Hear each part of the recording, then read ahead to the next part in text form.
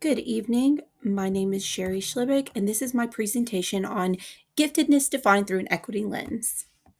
So the two groups that I chose is the twice exceptional learner and the gifted underachievers. And I chose them because I want to challenge the typical narrative of giftedness or even just academic excellence. The prevailing narrative is that gifted students find it easy to get through school and make good grades. This is true for many gifted students, but it's far from all of them. Gifted students do have one consistent trait, though: intensity. And I found this statement across multiple sources I've researched so far, and it resonates with me both as a teacher and as a former student. Traditional education places a premium on our ability to follow instruction, to fall in line, and to perform consistently. Both underachievement and disability mask one's giftedness in that climate, resulting in a failure to help the student reach their full potential as their teachers. So let's talk about what it means to be a gifted underachiever. According to the National Association for Gifted Children, in their section of myths about gifted students, gifted underachievers are students whose work performance is at odds with their actual ability. And there's a persistent myth that all gifted children are equally gifted in all areas. Underlying issues for gifted students can lead to educators or parents to dismiss lazy or unmotivated behaviors as an indicator that the child is not gifted or just not worthy of continuing in the gifted program. So, these are some of the characteristics of gifted underachievers. Professors Race, I think, and McCoach of the University of Connecticut outlined the characteristics of the gifted underachiever in their paper called Underachieving Gifted and Talented Students. Underachieving gifted students may have twice exceptional tendencies. This overlap is why I did actually choose 2A as my other focus group, such as ADHD-like symptoms, impulsivity, or anxiety. Other notable characteristics are a lack of maturity, a lack of independence, and a lack of resilience. In addition to these personality characteristics, Ray's and McCoach also indicate internal mediators such as fear of success or fear of failure. They may also attribute their failure to outside forces, have a negative attitude about school in general, display antisocial or rebellious tendencies, or conversely, they might hold highly self critical beliefs about themselves. These students tend to underperform on tasks that are detail oriented and require what they call convergent thinking skills, as well as sequential tasks, and spelling is an issue. Surprisingly, these gifted students may also lack insight and critical ability. So, just logical reasoning. As a result, these students do not set realistic goals for themselves. They also lack proper coping mechanisms to deal with challenges. Their coping strategies that they do develop might help in the short term, but they exacerbate long-term problems. They have a low tolerance for frustration, they lack perseverance, and will resort to defensive strategies when challenged. But on a positive note, these students are very creative. They are highly driven when it comes to tasks that they have selected, and they will go out and independently explore things and seek out things to learn about. And they are also very honest about rejecting anything that they find to be unchallenging in the classroom. So they'll tell you the truth about yourself. Okay, so what are some causes for underachievement? Well, again, according to Rays and McCoach, underachievement can occur for many different reasons. However, the three main factors are physical, cognitive, or emotional issues, a mismatch between the student and school environment, and just personal characteristics. So, diving into behavioral factors, they reference a study that found gifted students with behavioral problems were being under challenged in school. This escalated their already present behavioral problems. As a result, these students are often not recommended for gifted programs. They even have a higher chance of dropping out of high school. Then we have the psychological factors. Students with psychological issues experience the same drop in performance as their non-gifted peers when experiencing a psychological episode. In one case study in the paper, a highly gifted student who was a chronic underachiever had received help to improve her grades over a 3-year period.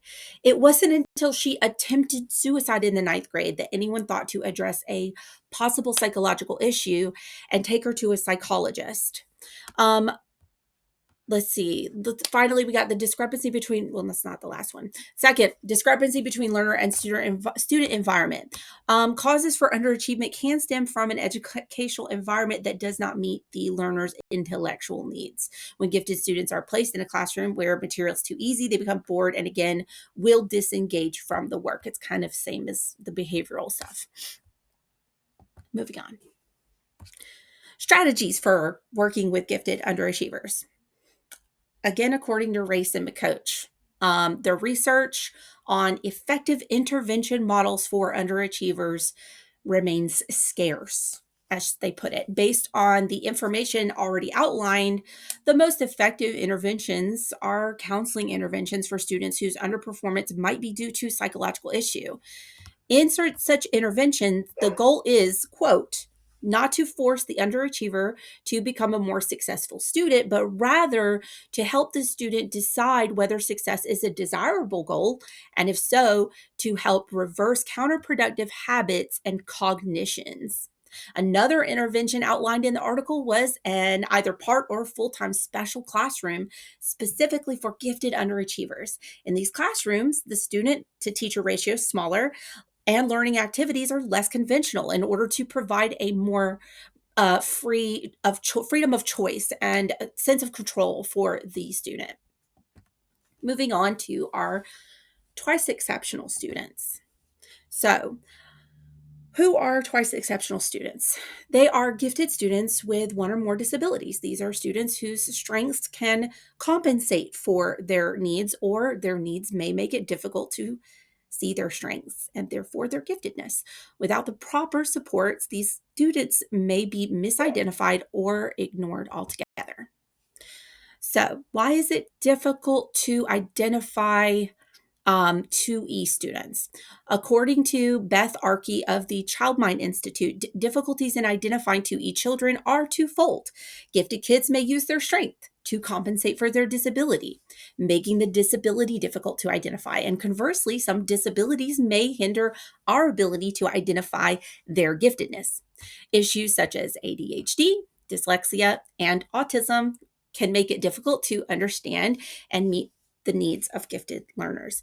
For example, one case study in the article talked about a child named Logan who was asked to leave his first preschool because of his behaviors, which included not sitting for circle time. Absolutely wild, if you ask me. Anyway, I digress. It wasn't until he had his first neuropsychological assessment that anyone could identify his potential. He scored in the quote, very superior range for visual spatial thinking, which translates into excellence in math, science, and engineering. His parents stated, quote, that it was a big surprise to us that he was really smart. Then there's the issue of the myths surrounding giftedness, as I've mentioned before. All gifted children are equally gifted in all areas. This misconception can lead to dismissing the talents and potential of gifted children with disabilities. 2E students will not appear gifted in school because their disability can interfere with academic performance. For example, a gifted student with a reading disability may lack the ability to decode, but they can use inferential reasoning, overall cognitive capacity to fill in the gaps. Therefore, I guess at the end result is they just appear normal. And according to neuropsychologist Adam S. Zamora, these kids might go under the radar as a result. Moving on. Characteristics of strong 2E programs. Very important, right? We need to know how to support these kids. I've found some great approaches for twice exceptional students at the Davidson Institute, starting with what they call a strengths-based approach. And a strengths-based approach means considering the whole student, starting with what they're good at, and then approaching the needs with the idea of supporting them so they can fully demonstrate their talents and interests. Now, this will require the development and implementation of an IEP based on their interests and their talents. Teachers should know how to accommodate both the twice exceptional students' academic strengths and weaknesses. The focus of the program should be on fostering both social and emotional development in addition to academic excellence. Finally, gifted teachers should be collaborating with other professionals, such as special education teachers and counselors, to ensure the needs of their twice exceptional students are met. And that does it for my presentation. These are my works cited slides. If you would like, pause and visit them. Great resources for helping understanding and helping to meet the needs of exceptional gifted students. It has been a pleasure to make this presentation and share it with you, and I hope you get something out of it. Thank you so much.